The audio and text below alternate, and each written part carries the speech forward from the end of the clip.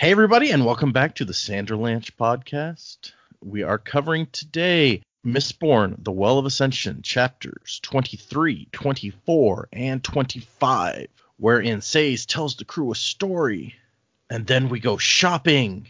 I think I skipped what happens in the middle chapter, actually, but it's fine. Clearly, it wasn't as important as the story and the shopping. It was Zane. I'm sorry. It was Zane and Vin's conversation. It's not as fun as shopping. Anyway, this is Data, and with me is Joe, Jack, and Jaymee.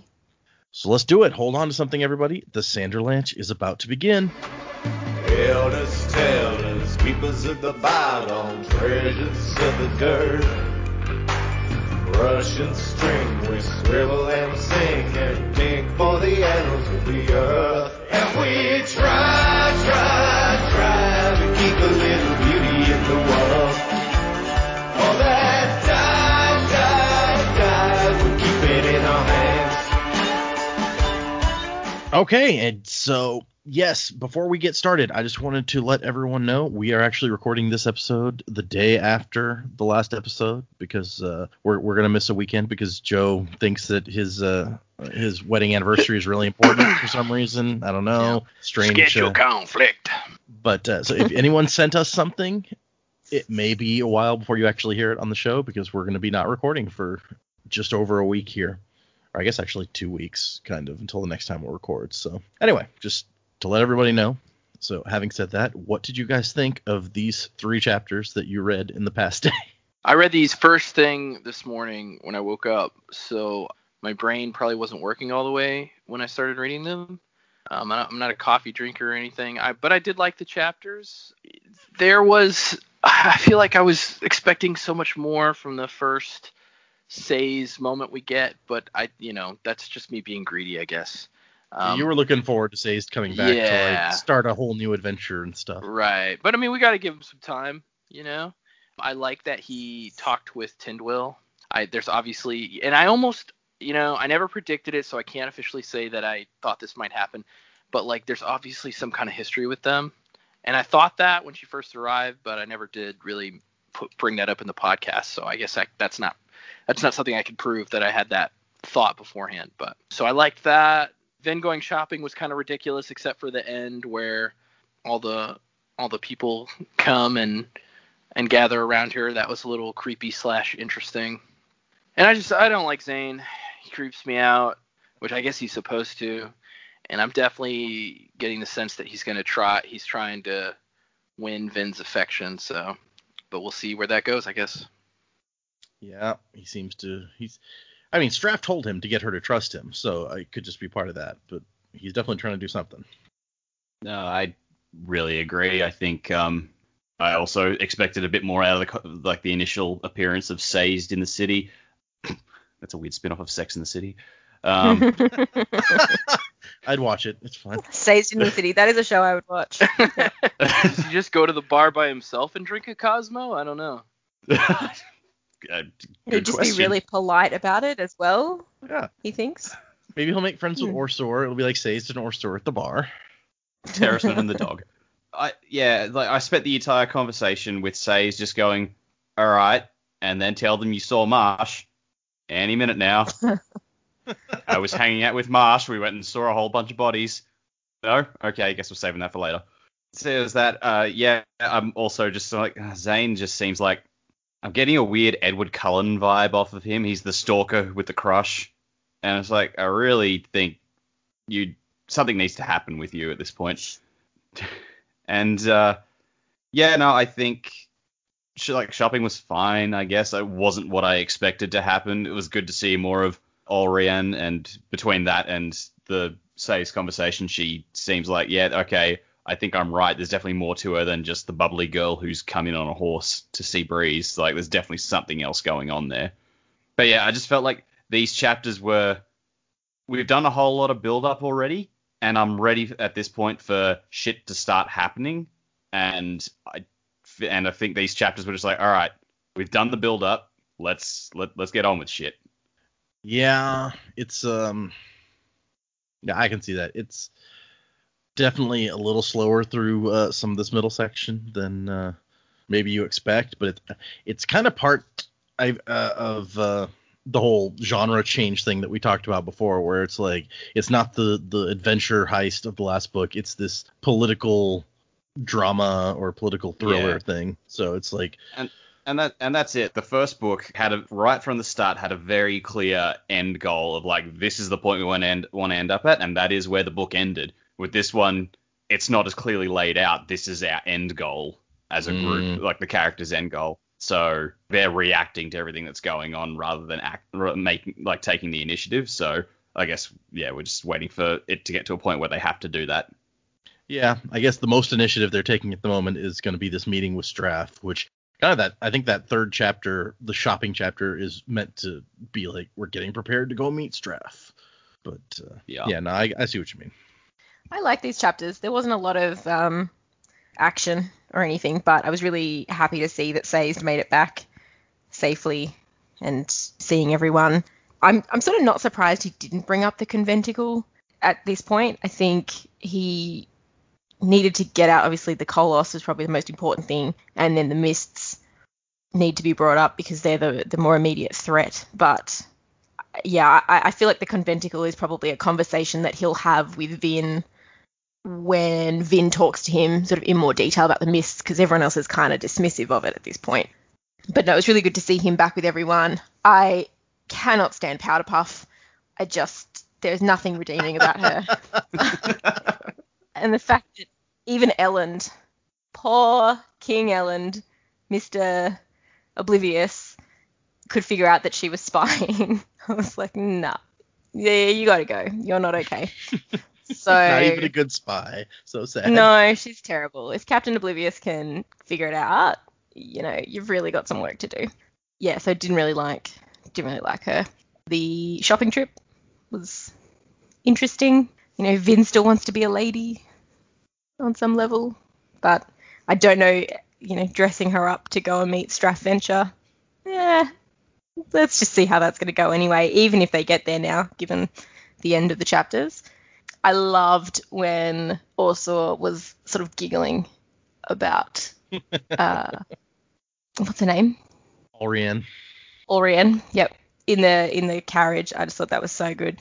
I'm really pleased that Vin and Ursula seem to be buddies a little bit.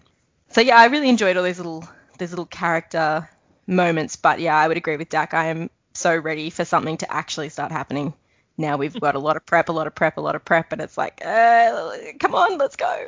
So, yeah, these are definitely like 100% character developing chapters that we did this time. So yep. Okay, well, I guess let's get into these. The epigraphs this time are pretty much all more of, I forgot his name for a second, Quan, like just throwing more Alendi fun facts at us.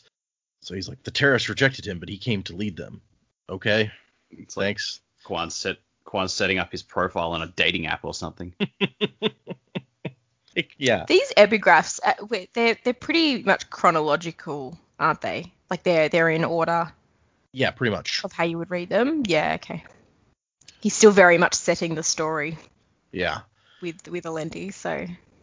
Yeah, and I think these epigraphs where he starts throwing out these facts starts out with, like, the one before that he actually starts with the facts is where he just seemed to fit all of the anticipation stuff so well. So I assume these are supposed to be examples of how he fit their myth so well or whatever. But it just does come off as like random fun fact. So we start out with everybody's in the kitchen and Sazed is telling them about the army of Koloss. And everyone's like, oh, well, that's bad. And they've gotten Sazed some food because he's done a lot of walking lately and he's hungry.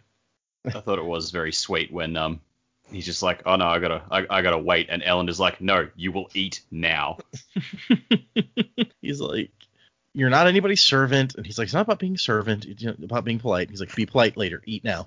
I thought that was a great moment from Ellen. It's just like, he really does care about people. And he's starting to, be a little bit commanding at the same time. So it's kind of a double. Yeah. Sazed apologizes. He's like, I do apologize, but I don't think that Lord Lacal is trustworthy. I know you guys were friends, but he seems kind of unstable. Which, yeah, he did. And we find out that the Koloss apparently went crazy, like, within a day of the Lord Ruler's death, even though they're far out on the edges of the Empire. So he was doing something to control them in some way. Plot twist, they were the danger the Lord Ruler was warning everyone about when he died. Yeah, I mean, if he's been physically controlling them and stopping them from destroying society for 1,000 years, then yeah, maybe. I mean, like, the obvious I don't question is, all right, so if he was, if he was as powerful with his mental allomancy, like, as he was with all the rest, was he just, like, sitting in his tower and at a distance he was just constantly soothing their emotions so they didn't lose their shit? That's an interesting thought. So maybe if Jasty's figured out how to do that, we don't know that he's an allomancer, but maybe he has somebody that could work. And so they're getting the details on the army from Sazed, and they're trying to figure out what does this mean for us, basically. And it's they kind of come down in the end after some discussion here on being like, I guess another army just gives us kind of, as the small group, like, more power in this negotiation, especially like an unstable army that the other two armies are going to be scared of. Which I don't know how you guys were expecting them to react when they got the news of the Koloss, but they take it better than I thought they would. Well, they really just take it as we've got enough shit to deal with right now. We can't worry about the threat that isn't here yet compared to the ones that are. Yeah, that's a good point. Also, I would say, besides Sazed, nobody in this crew has probably seen Koloss or seen what they can do firsthand. So they may just, stories about how awful something is may not be enough to really instill fear in you if you don't actually know what they're capable of, which at this point, we don't really know what they can do as a reader or as the characters, Yeah, I think the main example we're given in this chapter is Breeze says that 500 Koloss took out 2,000 of Set's soldiers when he went to stop this garrison that was out of control. So it's not, nobody else has seen the creepy trolls with dermatitis, as Dak likes to call them. Am I wrong? No, probably not. And they end the conversation with like, okay, well, yeah, we'll have to deal with this as we go, and hope this gives us more power in negotiations and such. And then they move on to, anyway, you said you had other news, Sazed, better, hopefully. And he's like, well, not really better as such. It turns out that the mists are killing people. And there is an interesting note here, because we talked about once the mists and like if they could take out the army or whatever out there, and we mentioned like it doesn't go in buildings. Would it go in tents or something like that? And Clubs specifically mentions it can't enter buildings or tents. So I guess if you're out in the army, then you can stay inside your tent and be safe from it. Did he say it can't? I thought he said it could, but it evaporates quickly. The quote is, and it can't enter buildings, Club said, or tents. It evaporates soon after it does. So it's kind of contradictory. Okay. That it can't, but it does. It just evaporates really fast. That whole threshold thing, maybe. Oh, very Dresden Files, yeah. I don't know the tent would have a threshold even in the Dresden Files, but... Well, in Dresden it wouldn't, but maybe here, just like by virtue of being a building of some kind. I don't know. Questions for later. Yeah. And apparently, we didn't really, I think, realize this in any way when we first met Sazed. He was out there teaching people, and it seemed like he just kind of came across this mist stuff. But he tells us in this chapter that he was out there looking for it. He'd heard these rumors, and he went to where the rumors were from to investigate, and that's how he ended up where he was in the first place. Which definitely puts a whole new light on what he's been up to. And I like the part where they ask for Ham's opinion, and he's like, I don't know. And Breeze is like, some philosopher you are. And Ham's like, I'm not a philosopher. I just like to think about things. Breeze says, well, think about this then. These two, they're great. God, I've missed that. And Ellen has a sidebar where he's like, have these guys always been like this? And Dawson's like, yeah, I think they've gotten worse, actually. It's just some fun crew, like, byplay. And it's funny because, like, Ellen is, I guess, the new guy in the crew. So he's like, wow, okay.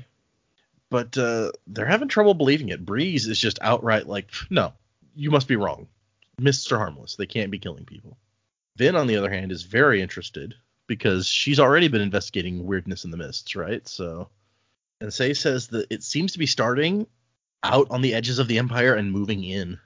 So I guess that's why we haven't seen anything in Luthadel yet. We talked about before how it was like the incidents like seemed to be bad in one place and nobody ever heard of them in another place, and I guess this is sort of an explanation to that. It's like all the borders, like all the edges and moving inwards. Like, is it circling the entire empire, or is it coming from like sort of, I don't know, one side of it and just moving inwards from there? We know that Sazed was only in one direction, so he can only know for sure about one direction. One Direction. No, sorry. You don't know you're beautiful. But he says the reports are concentrated in the outer dominances, which I guess implies that he's heard reports from some of the other outer dominances. Right.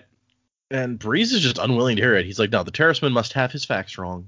Mist doesn't kill people. And Sazed is not confrontative because he's never confrontative. He's just like, well, I'll have to do more research. I can only tell you what I'm doing. He's like, Mist doesn't kill people. People kill people. So Sazed is going to, ford up here and start doing his research and hope that he doesn't get murdered by an army before he's done. So it's all good. He also keeps calling Breeze by his real name, and Breeze is not happy. No, Breeze is a little bit grumpy about that. And we talked about that in the last book because he gave us the little secret in the annotations that Breeze is a real nobleman and not a half-breed. Although Allrianne tells us in the 3rd chapter here that it's like, oh yeah, Breezy is half Skaa. He told me about it. But there's actually another similar thing in the annotations for this chapter that's like, yeah, Breeze doesn't like people knowing his real name because it leads back to this fact that he's really a nobleman, and if some of these Skaa thieves found out, then they would not like him. Which is fair. I feel like these are the only people who are his real friends, and like if he loses them, he might have no one. And Breeze already has some unlikable qualities to him, so you don't want to push it further. No. And then Allrianne shows up to the party and says, hey, I heard voices. Is there a party? And when Breeze calls her, it's like, this is, a state discussion. She's like, well, the other girl is here. Why didn't you invite me? Oh, my gosh. Jaymee's there? Eh? Yeah. Oh. That didn't even occur to me, but that's great. Good old Jackson has given us something to remember for a long time. Yep, good old Jeremy. He's a great guy. I feel like Vin should be super offended by being called the other girl, as if Allrianne has some sort of precedence in this group. Like, I was here, and then there's another girl. Yeah, it's like much like with us. Vin's like, bitch, I'm the only girl. Exactly. You have not put in the hours to be considered part of the group yet, Allrianne. Other girl. And look, I think Vin would actually be offended if she put any stock into what Allrianne thought. She's like, nah, I'm not wasting any time on you. No respect for this girl, so who cares what she says? That's a really good point. Oh, the other girl is here. Sorry, that line just gets me every time. More so now. Yep. It's Breeze brought his girlfriend to the party. It's like, have you guys seen The Lady Killers? No, I want to though. Oh, okay. There's a great line from what's his name? Oh, I can't even think of it. But it's about how this one guy brings his girl to the Waffle Hut, and it's very offensive. And Ellen immediately catches on. He's like, how could she have heard voices? We're in the kitchen, and that's as far from the guest quarters as you can get, basically. And immediately notices that, like, she got dressed, but left her hair disheveled, so she'd look like she just woke up or whatever. He latches onto it quickly. And like Jaymee said, if he saw it, everybody must have noticed, right? Yep. So I was right in my predicament. She is a spy, just not a good one. Or she's intentionally looking like a bad spy so she can be a better spy. Oh, yeah, okay. Webs within wheels webs. within wheels, exactly. So that's what it's going to turn out to be. You just watch. And then Vin and Ellen have their conversation. Fly caught in its own web. Avatar references. Vin says, I don't trust that girl. And Ellen is like, I don't even have to say it, do I? You know what I'm going to say. And she's like, yeah, you don't trust anyone, Vin. But this time, I'm right.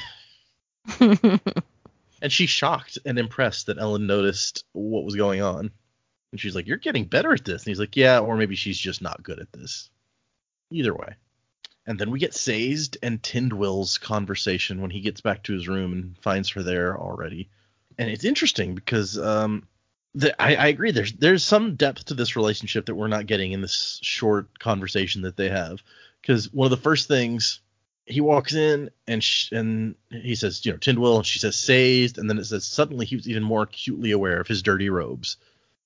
So he's there's something there. Well, and he knows her, and she's always meticulously tidy. So that's a fair point. And they have a little talk about Elend and kingship and such. And she says good men can make terrible kings, and he says, yeah, but bad men cannot make good kings. So I think it's better to start with good men and work on the rest, I think. He's breaking out the I thinks a lot in this conversation. You're not wrong. Yeah. I don't know if we saw any in the conversation he just had, but there are several in this one.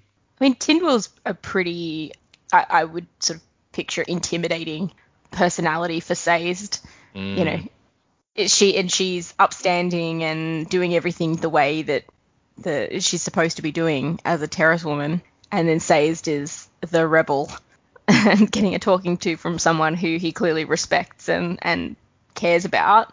I was like, yeah, you know what? I'd probably be on the back foot too and just start reasoning. Yeah, I think that's right. Yep. Yeah. Especially since he wasn't expecting this conversation. He just kind of came in and it's like, oh, you're in my room. Okay, I guess we're doing this now. Yeah, he didn't have any time to prep for this one. But she's basically like, what are you doing here, Sazed? You know you're not supposed to be here. And he's like, I have stuff I have to do. The South will get along without me.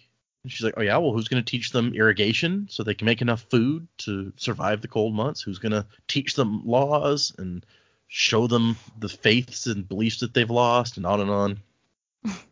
Nothing like a good guilt trip. Right? And she thinks he's here, I guess, because of Ellen and the crew, because she says, I'll take care of your king for you. You must go. And he's like, that's not why I'm here. It's not about that. And it turns out she already knows at least a little bit of what he's looking for, because she's like, you're still looking for this phantom connection of yours, this foolishness with the mists. So apparently he told the other terracemen about it before he even started investigating, and they were like, no, we don't, that's dumb, go do what we told you to do. Yeah, I guess it just sounds like in between this book and the last one, like he must have been back to Terrace, and there must have been a conclave or something, and he's just like, yeah, I've heard all this shit, and they're just like, we don't care. Yep. Something happened.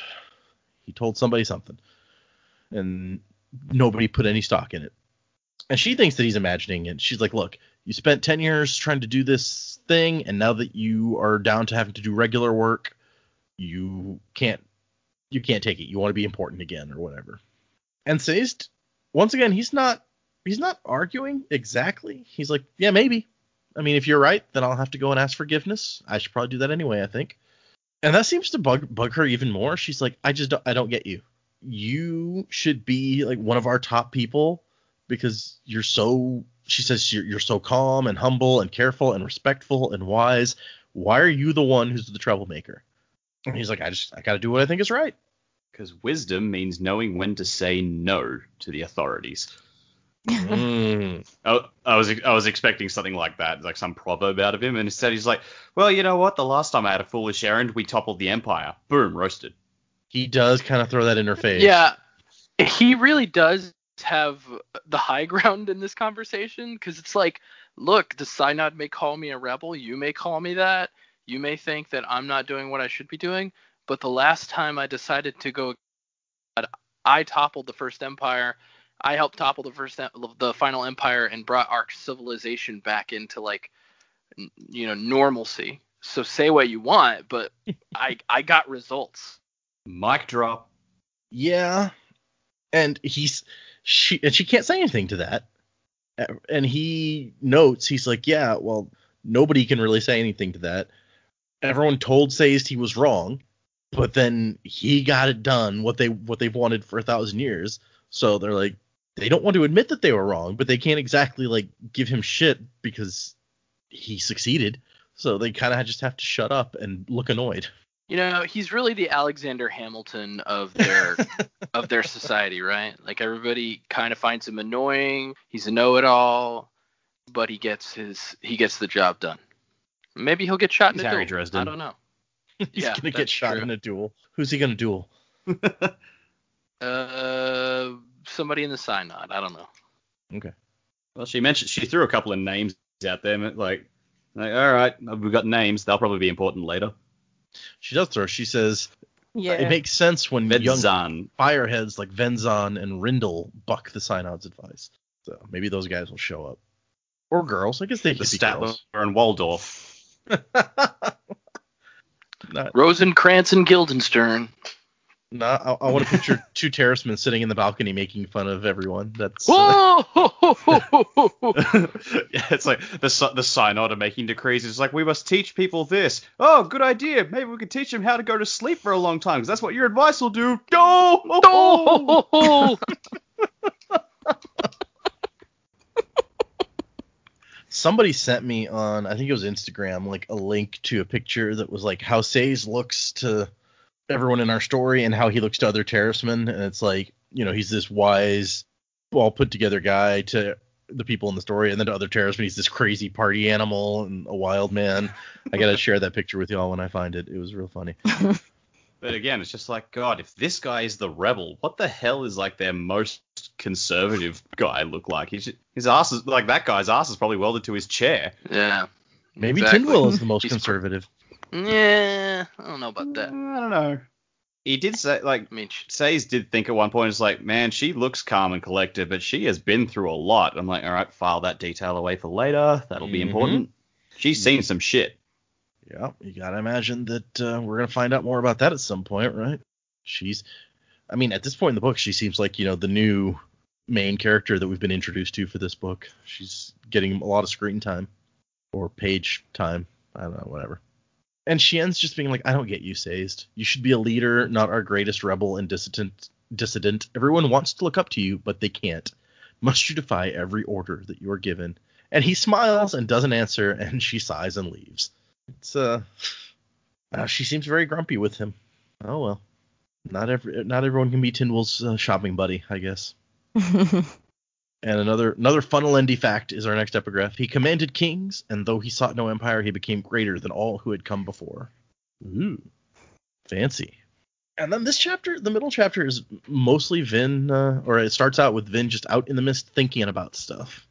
She thinks back to some stuff from the logbook. She mentions that she got somebody else, one of Ellen's seekers, to burn bronze and see if he could feel the same thing that she feels coming from the north, like this thumping that Alendi describes in the logbook as well, and the other seeker could not. So, and then we get to a Zane perspective, where he's annoyed because he's been hanging out at Keep Hastings for days, and Vin is not showing up like she usually does. He's thinking this guy's got it bad. He goes to the same place every night and waits for this girl. I mean, he's got one agenda here. And then when she doesn't show up, he goes to her house. Yep. He's going to stand on the front lawn with the boombox. That's what I was about to say, damn it. Ugh. Beat you. Yeah. To the reference. Just reference machines. That's what we do. Yeah, that's true. Wait a minute. Do you know which film that's from? Yeah, I do. It's I could have told you if you hadn't asked me. Nah. Is it She's All That? Nope. Dang it. No, I can't think of what it was. Boombox scene. Oh, you're gonna look it up, huh? Say anything. There it is. Yep. Okay. There you go. John Cusack at his finest. I don't know. I don't know, man. High Fidelity was pretty great. I Yeah, didn't but like didn't High Fidelity that much. Oh, you didn't? High Fidelity came out around the same time, I feel like, as that movie, though, didn't it? Oh, did it? I don't remember. I did like High Fidelity as well. I tried doing movie reviews on my YouTube channel one time, and that was the movie that I did because I'd never seen it, and people were talking about how great it was in some thread. I was like, okay, I'm going to watch that and do a review of that. It didn't turn out that good, so. Yeah. Sorry, now you got me looking at John Cusack's IMDb to see what all he's been in. Yeah, he went down a weird horror trip for a while. We've come to the John Cusack segment of the podcast. This podcast not sponsored by John Cusack, but it could be. Reach out, John, and we can pimp you out. He was in Hot Tub Time Machine. See, there's a movie. I've forgotten about that one. That wasn't bad as far as comedies go. It was okay. Con Air. Yeah. There you go. That's John Cusack at his best. Con Air. More like con shit. I knew you were going there. Maybe he's got a message on it. Somebody dropped him out of a plane with a message written on him, like in Con Air. Oh gosh. But Steve Buscemi's amazing in that movie. Anyway, we've drifted so far. Like Affleck was the like bomb Ellen's- in Phantoms, yo. It's like Ellen said in the last chapter. It's like, are we going on more tangents than normal? He did say that. I missed that part. I love that line. He's like, does it seem like we're going on more tangents? I like how it's not something you normally see in a book that somebody's aware. Like, I feel like we're digressing a lot here. So Zane thinks that Vin, that she could be it, the thing that finally lets me resist, that convinces me to just leave. So he wants to leave Straff, which who could blame him? Quite honestly, Straff is horrifyingly horrible. But he can't do it because Straff's his daddy, and he can't leave unless he's got someone else he can rely on. Yeah. I imagine Straff has bought himself a world's worst dad mug. Like he bought it for himself. For himself, he likes, yeah. 'Cause he likes being an awful father. I got this for me because my children are a bunch of messes. And his advisor's just like, Straff, you shouldn't be proud of that. that's what you say. I'll be whatever I want to do. I like when Zane shows up and finds Vin, he doesn't even pretend to not be like, he's like, hey, I've been waiting for you, and you didn't come. You're seeming a little needy, guy. Let's just, come on. Well, it's like Joe said. It's like literally the thing to get him away from his abusive, horrible father is someone else that he can put his dependency on. This guy's friggin' toxic. Yeah, that's not a relationship you want to. You don't want to step into Straff Venture's shoes. No, and it's like, oh, I found someone else I can just put all of my hopes and dreams on. I can run away from my evil dad. And she's just like, get away from me, you creep. I'm not your grand ticket out of here. It just seems like I don't know, Zach. That's what we want her to say. I don't think that's what she's saying. At least not yet.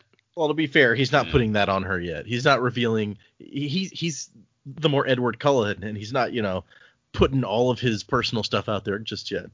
Yeah, true. It's just very disconcerting. It's like, man, the more I learn about you, the more I'm like, it's like, ugh, yeah, man, we've passed peak Yedden here into pathetic. He did say he was insane, so that's not a get out of jail free card. It's funny because that's the way that he thinks about it too. He's like, when he's thinking about how he wants to leave Straff, he's like, part of him wanted to just put that down to his insanity, that he couldn't do this, but he knew that was a weak excuse. So he sees it the same way you do. It's all. Oh God, I agree with him. As long as you don't start hearing God's voice, you're fine. Oh, Jaymee came up with it. We were just talking about the book in the lead up this week, and she was saying it's like maybe the voice of God is just someone Straff has hired to follow. I forgot about follow that. him around, just whispers like, "This is the voice of God. Kill people." That would be amazing, actually. I love this idea. Yeah. Somebody's just trailing him at all times. It's like a why he feels midget better that he's with me. hired to just follow him around and hide in trash cans and stuff. And he has to tell everyone else in the army to pretend you don't hear this voice when Zane walks up and you hear somebody whisper, "Kill him." It's like the ultimate dad prank. It's like, yeah, this will make me a good dad. Zane finally figures it out, and his dad just jumps out and goes, "Prank superstar!" Oh, that might be a way to try and drive Vin closer to Zane, because he starts whispering the voice.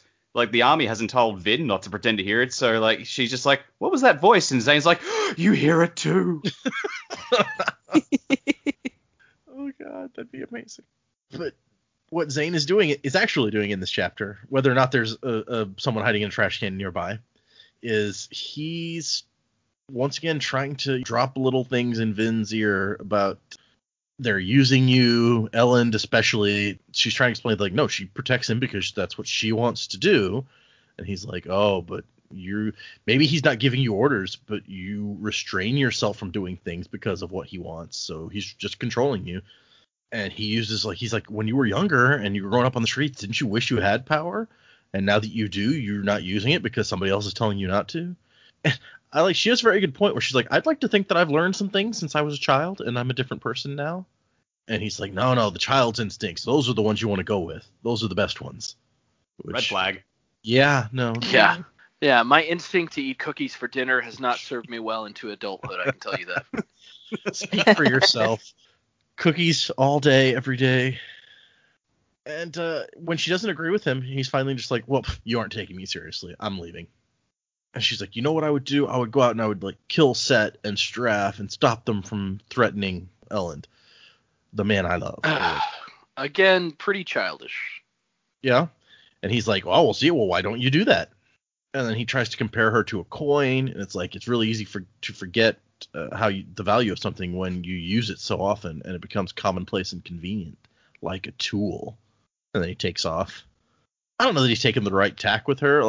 We've seen that some of the stuff he says has an effect, but he's really trying to make her think that Elend is using her and all this stuff. And I don't think that she's going to buy that because Elend really doesn't. He rarely tells her to do anything. Yeah, I mean, I sort of had a worry that maybe he would try, he would be able to sway her away from Elend, especially with how Tindwyl is, putting changes into Elend and Vin's not sure she likes it. But after this conversation, I'm just like, God damn, man, you really aren't good at this.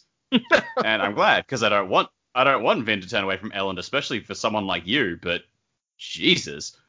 I think he doesn't know relationships very well, and definitely not theirs as well as he pretends that he does.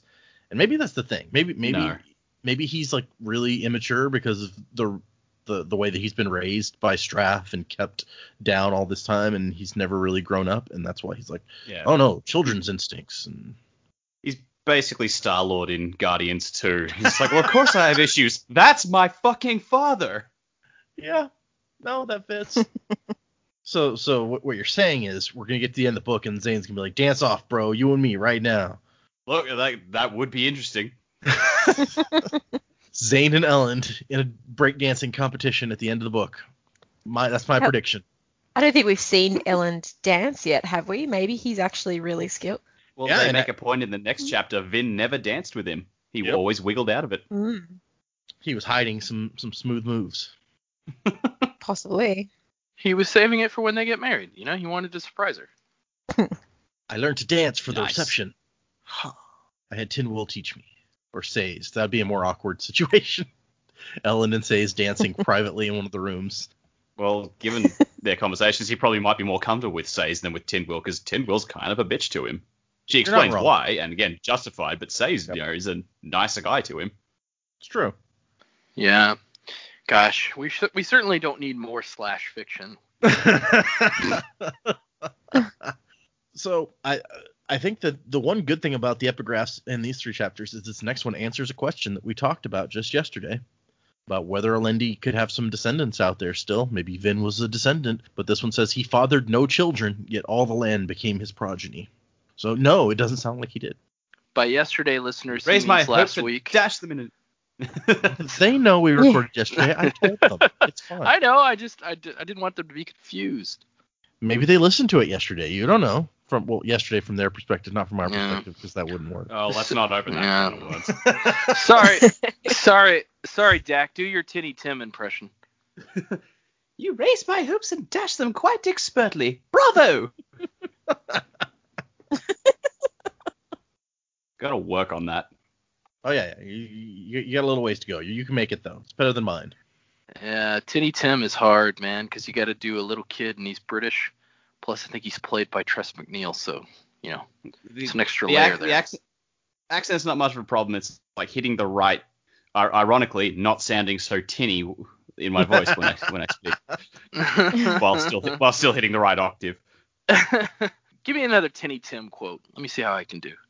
Gentle jerkwads, someone dropped this in my begging bucket.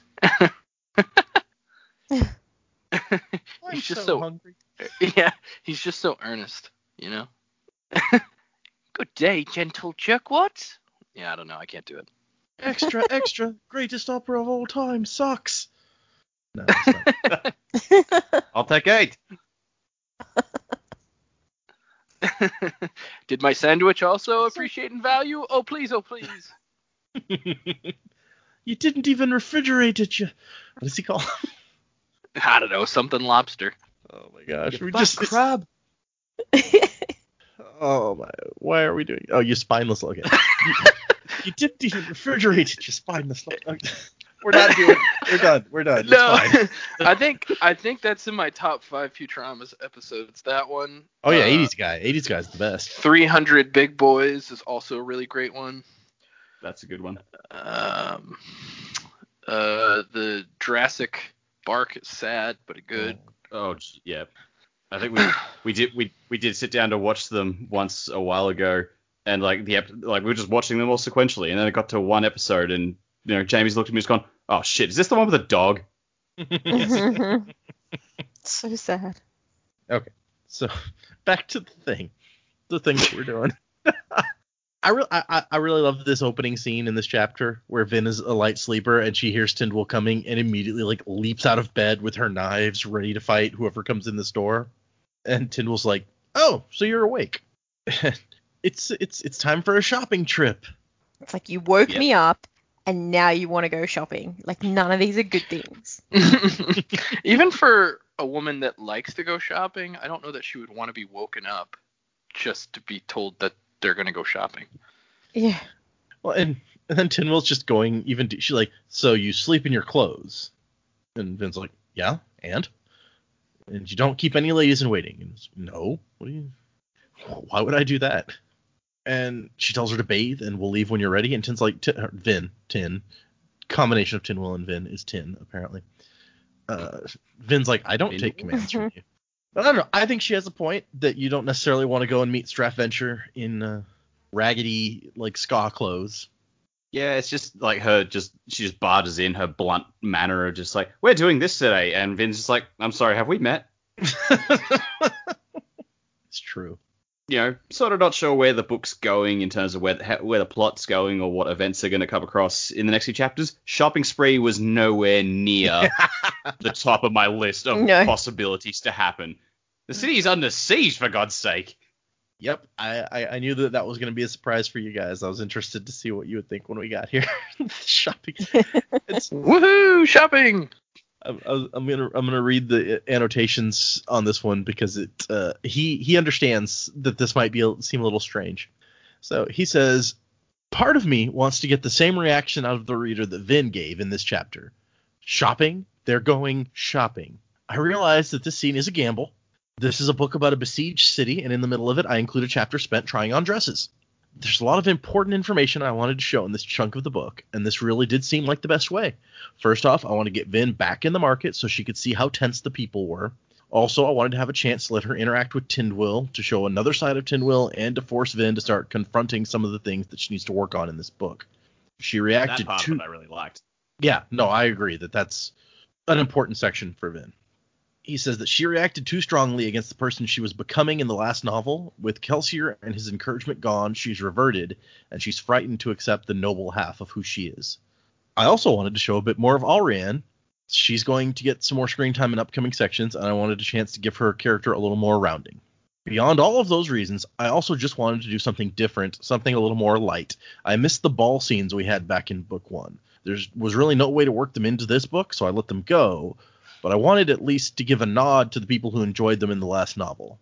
This scene and another one are kind of throwbacks to those chapters from the first book. So I guess he felt like we needed something a little light and different and a break from what's going on. That's fair, I guess. It kind of is and it kind of isn't, honestly. It definitely has some funny stuff in it. For instance, Vin gets out there and finds Spook, who has been conscripted to act as a pack mule for the day. I was like, "Oh, that's so funny. I love it." And then I was like, Joe's going to hate it. No. Actually, this is where Spook should be in his proper place. He could be, if he's a tertiary character in this chapter. He's kind of just hanging out with them. He's hitting on Allrianne. I think that's the kind of role that's suited for his character. Not somebody given anything important to do. Got it. Exactly. Yeah. Presumably they have servants in the palace to do that. Not gonna need the soldier boy. Right. And I want to take a moment here to say, listeners, before you email in, okay, you need to understand that like 75% of what I say about Spook is just for laughs and giggles and ridiculousness. I don't actually hate anybody. Plus, these are fictional characters. Who gives a damn if I hate one? I mean, really. But anyway, Spook's fine, just not my cup of tea. The Spook stuff on this show is a lot like the volcanoes. It's just a joke that has gained traction and now comes up just about every episode. Even when there is no Spook or volcanoes. Right. There haven't been volcanoes mentioned in a while. So. Right. And I mean, there's not a thick book in sight in this chapter, these chapters, but it doesn't stop me from thinking thick books are funny. Yeah. Sometimes there are jokes that carry through all the episodes. Sometimes there's not. We were listening to the episode where Orasur got the dog body, and we were making jokes about how Zane would think, like, that was my dog. Like, oh yeah, funny joke. Didn't make it to any other episodes. In that episode, I was like, I want this to be a recurring joke where like Zane thinks that's his dog that she's got. It never came back. He's like, I thought you'd come to Keep Hasting and bring my dog so I could see my dog. It's like we're divorced and she got the dog in the divorce. I hate it. Completely random side note that you just reminded me of. It's my fault. We're taking a tangent, but I saw some post on Reddit today where this lady posts on Facebook that she got her divorce papers in the mail, and there was a sticky note on it from her lawyer that says, "There's a note from the judge in here. He found it really strange that all you wanted was the toaster and not any money." And then she comments, "Someday I'm going to write a book about how much I love this toaster." It was just the strangest, most like the weirdest thing I've ever heard. I have so many questions. Right? I want to know. I want this book now. I really like my toaster too, but I mean, come on. I can't just buy a new toaster. Was there a picture of the toaster? No, that was all the information that there was, and I'm like, I want more. Oh, come on! I want more information about this toaster. Maybe her ex is just really broke, so she wasn't going to get any money out of it anyway. But, okay, sorry. That was the most random tangent all day, but still. I like that Vin agrees to go shopping, and then she shows up and finds Allrianne is also going. She's like, oh, crap. What have I gotten myself into? This girl. And then when she asks Spook why he's there, he says, was up too early sneaking food, and Miss Imposing noticed me. And I swear to you, like, he starts out the sentence with was, and I was sure that wasing was coming. Like, yeah. Well, here's a perfect example. Spook is talking like a normal human being here, and it's perfectly fine. I'm not pissed off at all. But she does use the opportunity to figure out that he can burn tin, and thus is not the Conjure spy. So she got something out of it. That's quick thinking. Yeah. Also, like, it's weird. Like, the second time in these chapters Spook has appeared, and both times he was trying to steal food. Also, he was trying to hit on the cooks in the earlier chapter and failing miserably. So it's like, is that Spook now? The food stealing failed chick magnet? Failed chick magnet? What's the opposite? Chick repeller. Yeah, exactly. So he's not a failed chick repeller. He just is one. He's a successful he's a chick repeller. He's really good at it. It's fine. I mean, Vin pulled out in this chapter. She's like, to get Spook's interest, all you have to be is female and smell nice, and sometimes the second one is optional. Oh, it's no wonder that he has no chance with Vin. Like, she does not respect him in any way. They're just like, the girl has to smell nice. Is that implying that Spook doesn't always either? Maybe that's why he's failing to, hit on women. I mean, he does have a ska background. He may not have always had baths, Although he's also a tin eye, which means that any smell would be magnified when he's burning his tin. So maybe it is important that the girls smell nice, because it could be very distracting otherwise. Also, he might notice himself a lot more if he smelled bad. Yeah, true. I also like how he's kind of like, I mean, Kelsier gave me my nickname, but nobody remembers me. Nobody cares about poor old Spook. Yeah, he's really the Eeyore of the piece here. It's just like, oh yeah, nobody cares about Spook. If Eeyore was always running after the ladies, that would be an interesting Winnie the Pooh. Yeah, well, there's no female donkeys there. Fair point. There's not. It's just interesting because this is a side of Spook we haven't seen before. He's always just been sort of patient, a bit snarky, incomprehensible, awkward, and depressed, or just like, Man, I fucking hate my life.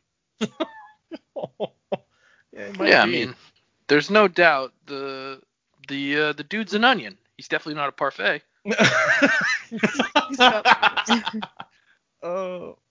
And so, of course, Vin brings Orsor along, and Orsor gets to sit on the seat. And Allrianne is like, does he really need to sit on the seat? And Vin's like, yes. Yes, he does. She's like, shut your mouth. He's going to sit wherever the hell I say he's going to sit. and then Allrianne has the weirdest line where she asks, oh, you're an Allomancer. Are the things they say about you true? And Vin's like, well, what things? And she's like, well, you killed the Lord Ruler for one, and that you're kind of, just a little bit rickety. And what does that mean? Yeah. Like, are she? I mean, I guess she's trying to say you're insane, a little bit, like not all there in the head. That's the only thing I could think when she says rickety. Yeah, I was kind of like rickety, unstable. Yeah, I just don't see how it works. I had to go out and look up rickety and see if there was something to that, some meaning to that word I wasn't aware of. And Google says it means of a structure or piece of equipment poorly made and likely to collapse. Or, second definition, when talking about a person, suffering from rickets. So she's got rickets. No, I mean, I think it is like it's gonna make this dancing hard. She's trying to use that word for the fact that she's a little unstable. But then my question is, where are these rumors coming from? How do people know that she's unstable, or if and when, or whatever? That's a fair point. Maybe she's perceived to be unstable because she won't talk to anybody. Yeah. And she killed Sean Illyrio real quick. I don't think anyone probably remembers that. It got eclipsed by her killing the Lord Ruler not long after. But it's also a case of, where's Ashweather getting his information from? All right, Straff was in Lutherdell and has people in his army who presumably were also in Lutherdell, so they knew what was going on. Like, who's Ashweather got that's inside the city, aside from his weird pink mist daughter? It's true. I mean, he had Breeze with him for a while. So maybe Breeze is spreading rumors about, oh, you don't want to mess with this Mistborn. She's something. Yeah, he's real drunk on wine. He's like, she's the most crazy person I've ever met. She tied her chest hair onto sea turtles and rode them to shore. He's sitting around there with wires like, you know how many times this girl came back to the safe house in nothing but an undershirt? Heaps, man. Bleeding everywhere. Yeah. But Allrianne decides that she can't really be rickety and dangerous because she's going shopping.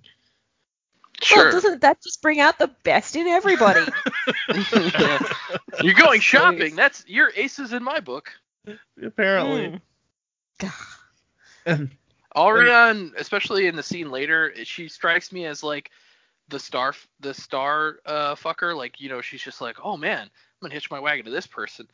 Like when she goes out with Vin to see all the people, she's like, this girl's famous. I'm getting in on this. Oh, I see what you're saying. Yeah. Yep. Okay, I can see that. She tells Vin that she's the strangest noblewoman I've ever met. Did you grow up far from court? And Vin's like, I'm a ska? And I love Allrianne's reaction to I'm a ska. She's like, oh, you poor thing. And that's where we get the Orsor chuckle. So happy. Is your dog laughing at me? He does that. It's just a thing. It's fine. We call it chuckles for fun. He's really good at sniffing out dumb women, Oh, it just makes him laugh. Oh, it's like Breezy is ska too, or half ska. He told me. Good thing he didn't tell Father. Father's never been very nice to ska. Shocking. She doesn't seem to have anything against ska, or even like really think less of them from the way she's acting. So that's one thing in her favor. It's just she's like, oh, you poor thing. Let's go get you a nice dress. There is that, but she's also come into the capital where I guess it's publicly known that the Scar and the nobles are living alongside each other. So if she came in just like, man, fuck the Scar, that's probably not going to go over so well. That's true. Do you think that based on what we've seen of her, she has that much self-awareness, though? All right, touche. Instant concession there. And they get to the store, and Spook instantly hops down and is trailing Allrianne, and that's where we get Vin's comment. Honestly, it's a little bit catty that she's like, the noblewoman had gotten Spook's attention, but it wasn't hard to get Spook's attention. You had to you have to have breasts and smell nice. And the second was sometimes optional. I misquoted that earlier. So is he into large dudes too? Well, it depends if they smell nice. And Vin is just like, I have a lot of trouble feeling sorry for her that she was tragically taken from her dresses, Tindwyl. And Tindwyl's like, hey, let's be a little bit less judgy, okay? Which on one level, that's fair. And on another level, I'm like, I also don't feel sorry for Allrianne at all. So just thinking back when Breeze is like, yep, we're going to have to hire a new pastry chef or order them brought in because she's got to think about pastries. I'm like, I don't feel bad for you. She's either like the best spy around because no one's actually going to give any credit to her, or she's just so floofy. Like, good word. Yeah. The horror. I've been kept from my dresses and pastries. Get some perspective. She's like Alias from Alias, you know? She's Jennifer Garner. That's how good she is. Oh, okay, that's how good she is. I was like, Jennifer Garner wasn't floofy, but I guess she sometimes did play like the ditzy thing, so I get, okay. But it leads to the Tindwyl and Vin conversation where Tindwyl's like, I'm going to get to the bottom of this. It's like, hey, your friends say that you used to like dresses and things. I guess they must have been wrong, huh? And Vin's like, no. And she's like, it's not me. I can't pretend that it's me. And she's like, well, why not? And we kind of get to the bottom here where she asks, why won't you marry the king? And she's like, he deserves someone better, someone who can be like a queen, not a bodyguard. He shouldn't have asked me. He can't marry me. And we find out the day that he asked her to marry him is the day that she stopped wearing dresses. It's kind of, this relationship it's kind of sad the way that she's seeing herself here. But it's well, nice. I think we know that self-esteem has kind of always been her biggest hurdle. You're not wrong. And she claims that he fell in love with what I was pretending to be when I was like Valette. And Tin was like, oh, so he just, immediately left when you stopped pretending to be that then, right? She's like, oh, well, I mean, no, but she says that Allrianne has maybe eager and a bit too outspoken, but she seems to know how to recognize what is good in a person. I don't know where she's getting that, honestly, but okay, if you say so. Maybe they've had conversations we're not privy to. Right. Just the fact that, Vin came down and found Tindwyl and Allrianne together and getting ready to go out gave me think, wait, do you guys have a relationship already? This seems a bit, yeah. Yeah, that did ring some alarm bells to me.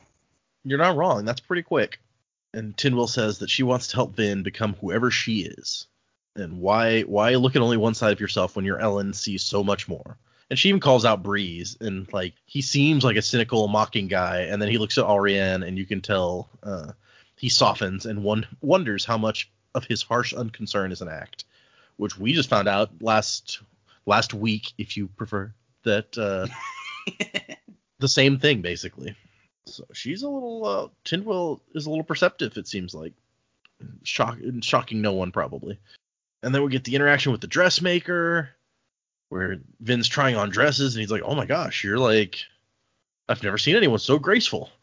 And then he finds out a minute later that who she is. And Tindwyl says, yeah, Lady Vin is going to need this. And he's like, what? I'm sorry, who? What? And then when he realizes that he has the woman who killed the Lord Ruler in his shop, he's like, I'm sorry, I wasn't trying to offend you. Please don't kill me. She's like, I'm fine. It's cool, man. Be cool. It's like, I wasn't going to kill you much. It's all good. And there's this section is where I actually thought, all right, you know what, Tindwyl, you're all right. Just the fact that, she asked, Vin asked, why are you being so nice to me when you're always so harsh to Ellen? And she explains, well, Ellen was always pampered. He needs a little harsh truth. I think you've had enough in your life. And I was like, oh, wow. That's a big call. And then as they're going through the dresses, Tindwyl is just dictating all the things the dress needs, which are things that are important to Vin, like being able to move easily, being able to move quietly.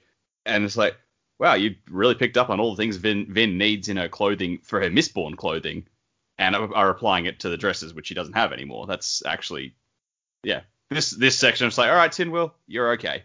Yeah. Yeah. It's clearly not her first rodeo. You know, she's thinking about this Mistborn lady and her needs. I mean, for all we know, she could have been a stewardess to a Mistborn before. Yeah, we still don't know anything about her past yet, really, other than she studied biographies. And that's when people start showing up outside and like looking in through the windows to see what's going on. And here's Spook's, why do you get to be so popular? And Vin says, I killed their god. And Spook's like, well, I helped too. I even got my nickname from Kelsier, but nobody cares about poor little Spook. And Vin does not even deign to respond to that. She does not care about poor little Spook and his whining. I mean, who That's would? And I don't know, maybe Allrianne has a point where, you know, Tindwyl's trying to get Vin to go out there and talk to them. And Vin's like, I don't want to encourage them to think of me as like, you know, Kelsier wanted them to worship him. I don't want that. And if I go talk to them, it's just going to encourage this. And Allrianne's like, no. You don't understand. Hiding in corners, wearing strange clothing, and being mysterious, that's what got you a reputation. If people knew how ordinary you were, they wouldn't be so crazy to get a look at you. And then she immediately is like, oh, I don't think I meant that like it sounded. Or I didn't mean that like I think it sounded. And we're back in the Mean Girls section. I don't know. She's like, you're basic. I thought it was surprisingly self-aware for Allrianne to like say that and then instantly be like, oh, I'm sorry, that didn't sound right. Oh yeah, that bit was fine. So I don't know. Do you think that she has a point? Is it gonna make Vin less like of an object for people to come after when she goes out and talks to people like she does? By Vin being more visible, she's less of a mystery, so people may be a little less stalkerish, I guess, of her. You know, finding her in a dress shop. I don't think the curiosity would go away, but it wouldn't be a case of, oh, you know, Lady Air is here, we must talk to her and see her. It would probably be less intrusive, I guess. Again, red string tinfoil. This could be why Allrianne's here and, like, you know, making friends with Vin and stuff like that, is to lessen her mystique, so the common people are not as interested in her, and they won't rally to her banner the way that they rallied to Kelsier. This could be a long game by Ashweather to diminish Vin's power among the people. Maybe. Ooh, interesting. That would like be if they just see her as ordinary, they don't give a shit. That would be some deep planning. That's like some 3D chess on his part. If he's like, we're gonna get this done. But it's totally possible. We still don't know. We haven't met Set. We don't know anything about him and how, like, what kind of guy he is. So, yeah. Except that he apparently didn't appreciate Breeze, according to his daughter. And Vin says, I don't want people to worship me. I just want to be left alone. And Tindwyl's like, yeah, that ship has sailed. You killed the Lord Ruler. You were trained by the Survivor, and you're the king's consort. And Vin's like, I'm not his consort. I have no idea how to finish this sentence, so I'm going to stop talking now. That was. We don't like labels. Yeah, see? And Allrianne goes with Vin and doesn't really do anything. I'm not even sure why she went. She's like, you can, fight them off if this gets messy, right? And that's kind of the last we hear from her. Yeah. She wants to be famous, man, I'm telling you. Photo op. Yeah, there you go. Associated with fame. She did the whole grab the arm, and Vin's like, how do I get out of this? Bad touching. Bad touch. And so Vin tries to, make everybody not so scared. I mean, she uses a little bit of soothing, and she's like, hey, everything's going to be all right. The armies are trying to intimidate us. The king's not going to let them. The king and I are going to go meet with him and try to get Straff to be our ally. And someone's like, the king's going to surrender. I heard it. He's going to trade the city for his life. And people start talking shit about Ellen, basically. Like, he's not a soldier. He won't fight for us. Whoa. And things get a little heated. And she screams at everyone to stop and kind of pushes on the metal in the crowd. And she's like, no one gets to say anything bad about the king. I'm not going to stand for it. And she kind of shames them by being like, this is all the stuff that he does for you. Yeah, she's doing the work that she's laying some groundwork for him when he finally is like out and about with the people. Yeah, he kind of needs to be seen some, I think. It's clear that, Tindwyl's been training him, but it still doesn't seem like the people have had a chance to see him and get any new impressions of him. Maybe she doesn't trust him to not embarrass himself yet. And when she's done, it kind of sort of worked. People seemed a little better. And she tells Tindwyl, she feels like she lied, that there's no way they can do what she said they were going to do. And Tindwyl's like, well, then run. And Vin's like, I didn't mean it like that. And Tindwyl has the best line where she's like, well, make a decision then. either give up on the city or believe in it. Honestly, the pair of you. She's like, Well, And say, they're teenagers. yeah. Well, I mean, I think Ellen was 20 or 21 in the last book, so he's Yeah, but you know. Shit, Tindwyl's just thinking, man, Sazed owes me big time for these two. It's probably true. It's like, oh, geez, young people. And then there is an attack on the walls, as if to immediately contradict what she's just told all these people. And everyone rushes up there. Ellen's like, archers shoot people. Vin shows up and starts fighting people, and it turns out that it was just kind of a feint. But boy, did this army bumble around like a bunch of idiots. Yep. Yeah. Clubs explains. He's like, oh, it's common in warfare, quick skirmish to see how your enemy responds, to test their defenses, basically. And Helen's like, a test? My guess is we did not do very well. And Clubs is like, far worse than we should have, actually. Maybe this will scare the lads into paying better attention during drills. Oh, jeez. This is just to let us know that they're not ready. And it's like, Clubs is like, when did you get optimistic? And then the look on his face is immediately just like, oh, did I just say that? Yeah, it's kind of a down note to end this chapter on. And Ellen's like, this is Straff trying to let me know. We're about to go meet him, but before we get there, he wants to say, I can take the city anytime. Remember that. So, yeah. Well, as Dante says, that's what life is, a series of down notes. Okay. See, first I was thinking Dante's Inferno, and I was like, that seems like a weird thing to come out of Dante's Inferno. And then I thought maybe he means Dante from Devil May Cry, and that's also a weird thing to come from there. It took me a while to make it to Clerks. I'm sorry. Devil May Cry was your second option? I mean, come on. That's fair, actually. Yeah. Oh yeah, that's where we end these 3 chapters. Is Straff Venture letting us know he can take the city whenever he wants, and we find out our soldiers aren't prepared, and everything is kind of sad and bad. So, any last thoughts on these before we get into the predicaments section this week? My thoughts are, I'm ready for some action. I'm with Dak. Let's get to it. What he said. What he said. Okay, then let's move into predicaments. I think Joe has gone first the last 2 or 3 times, so let's have Dak go first this time. What do you have? Not really a lot. The only prediction I can really make based off what we've seen in these chapters is the meeting with Straff is not going to go well. If I want to go full tinfoil, I think Vin has this fancy new dress she can move in. It has pockets and shit, so she's going to be in good stead. I wonder if she'll bring Orasur along for the ride when they have this meeting. It's like, this is my girlfriend, this is her dog, and Straff just like, do I pat the dog? And Vin is like, please don't. So I feel like on that deck, if Orasur goes, does Straff still have his Kandra, and can they recognize each other? Oh, that's a good point. Maybe she shouldn't bring the dog. Well, if my theory is correct, then that is his Kandra. So. That's true. If Joe's true. correct. We've talked about before whether or not Kandra can recognize each other, and I feel like that's a question that maybe Vin should have asked when she's trying to figure out how to find this guy. It's like, oh, well, could you spot him maybe? But so that might be a question that's just like I don't have to answer that. Yeah, maybe not. And I get the feeling that whatever goes wrong, Vin's going to get out of Straff's camp. Either Elend or Orasur aren't. Whether they get taken prisoner or killed, I don't think either of them will get killed at this point. But I feel like one of them is going to get caught and stuck there, and Vin's going to have to flee and leave them behind. You really think would Vin do that? Would she leave Elend behind? I mean, Orasur, they're starting to be friends. I could buy maybe in an emergency she'd leave him behind. Do you think she would leave Elend? Well, I just can't think of.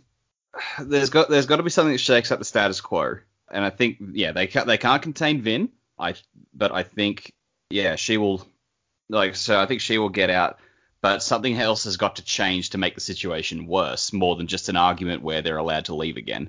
So I feel like what's the most obvious way for that to happen is either for someone to die or for someone to get caught. And if someone gets caught, there's more stakes, and they got to save them again as well. So that's what I'm sort of leaning towards.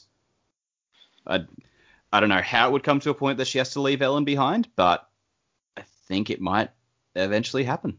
Maybe Ellen like orders her to or something. I don't know. Interesting. Okay. Joe can go second this time. What do you? Yeah, okay. I like where Dak's headed. I predict Allrianne may not be a spy, but she's got more going on than maybe we're aware of. I don't know that she's really on Set's side, but I think maybe she has her own agenda here, and I'm interested to know where that might be going. She almost strikes me as like similar to the spy in the last book that we found out about, the informant that was going around the balls being like the gossip or whatever. I get a similar kind of vibe from her. So yeah, I get a similar kind of vibe from her. I'm thinking maybe along those lines somehow. You know, she's got her own agenda for getting information. Because obviously Ellen and Vin are not wrong. She was snooping down there, probably heard a lot of what they were saying, and then just kind of came out when it was convenient for her to do so. So there's more to her than I think we're seeing just now, which I think we've all kind of had that feeling. And man, like I said, I hope like if maybe after this meeting with Straff, like, you know, maybe we'll get like a Game of Thrones type thing where the mist monsters come and just like totally mess up all of these armies, and then they're like, oh, well, this is the much bigger threat. We gotta go do something about this right now. So I'm hoping that's where this is all heading. Okay, fair enough. You want to break the siege story that we've got so far and get to the quote unquote real story. Yeah, let's GTFO of Luthadel, you know. Fair enough. Okay, Jaymee, what are you thinking? So I'm thinking that I don't trust Allrianne at all. I sort of agree with Joe. If she's not a spy, she's definitely got something else going on. But yeah, I really don't trust her at all. I thought it was interesting that Zane spoke about the coins again and not understanding the true value of the coins, specifically with what we spoke about in the last episode. You know, maybe. I didn't even make that connection. That's interesting. Yeah, so I don't know. I don't know whether that was just fresh in my mind, so it stood out to me, or I don't know. I still think there's something going on there. I think Dak definitely hit that on the head in the last episode. I think that Tindwyl will be the one who's going to piece together some of the information about Alendi, because she's got such their history with all the kings. So I think some of what we maybe don't know about Set or Alendi and the kings that he commanded back in the day, I think we're going to learn a bit more information from Tindwyl yet. What else have I got? I'm really interested that Vin can hear the pulsing, and like Alendi mentioned, being able to hear the pulsing from the mountains as well. I think it's a bit obvious to sort of jump to, okay, well, Vin is the hero of ages at this point, but it really makes me think if Vin's got that ability to pierce the copper clouds and can hear that and feel that, why was Alendi able to do that as well? What happened there? I think that's something I really want to know a bit more about. And the prophecy, we really need to start hearing that, how it was written, I think. We've got Alendi, like you said earlier, in the epigraphs talking about all these things that it seems to line up with what he was thinking about the prophecy. And I've got a couple of ideas on who could fit those things, but I think we'll sort of figure out a bit more as more of that's revealed. But I've probably got 3 or 4 people at the moment I'm considering. You want to share? No, not yet. I feel like Vin is probably an obvious one to fit some of those things in a roundabout way. But yeah, I don't know if that's just too obvious. But there's a couple of other people that we've already met that I think might fit it. But I will hold those a bit closer to my chest for now. Okay, fair enough. All right then. We obviously don't have any new emails since yesterday or any other comments or anything, so we won't waste time doing that. Can't talk. Let's touch on for our next record. We are reading chapters 26, 27, and 28, which actually takes us through the end of part 2 and and gets into the first chapter of part 3 of this book. So at the end of parts, something big usually happens, right? Maybe we're gonna see something. I hope this is the most anticlimactic ending of a part ever. Oh, that's why I said that, right? Because it was Right. going to be like Exactly. nothing, absolutely nothing is going to happen, and you're gonna be like, oh, I was wanting action, and they had they had a nice dinner with Straff, and everybody got along, and Yeah. The end of the part is like- like Vin put on her dress and felt really good about herself. The end. End of the part is all the Koloss fell off a cliff and died. Allrianne was disappointed in her dress and returned it. oh. Yes, it'll be a couple of weeks for us before we record that. So Wait, I got another one. Spook got shot down. what did they shot down from shoot where? him with? Yeah. Yeah. No, as in he was trying to pick up another woman and she said no. Oh. Okay. I believe that. Okay, Shot down Jack, by when the you're ladies. talking about Yeah, a definitely war, believe that. Right, yeah, you need okay, to clarify. sorry. My bad. Yeah. His plane was shot down over the mountains. There were no survivors. So yes, that is for next time. If anybody wants to send us emails, I'm sure we'll probably have a lot between now and then, since it'll be a couple of weeks for us. Although you guys should be getting one episode a week without fail, assuming everything goes like it's supposed to. So you can send us an email at thesanderlanche@gmail.com. You can find us on Facebook, The Sanderlanche. You can find us on Twitter. You can get us on Instagram. I'm running out of good pictures to use on Instagram. We're going to get into some weird stuff soon. But yeah, send us things, send us comments, praise, complaints, whatever. Go out and rate us on whatever you use to get your podcasts from, so that other people see and appreciate the awesomeness that we're obviously putting out every single week without fail. Musical by Miracle Sound. But until then, wuzzing to the time of next, everyone. And we try to keep a little beauty in the world. All that died, we keep it in our hands. We are the maiden boys. We are the keep it in our hands.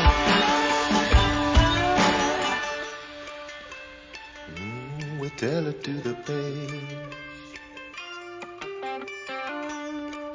We never let it fade.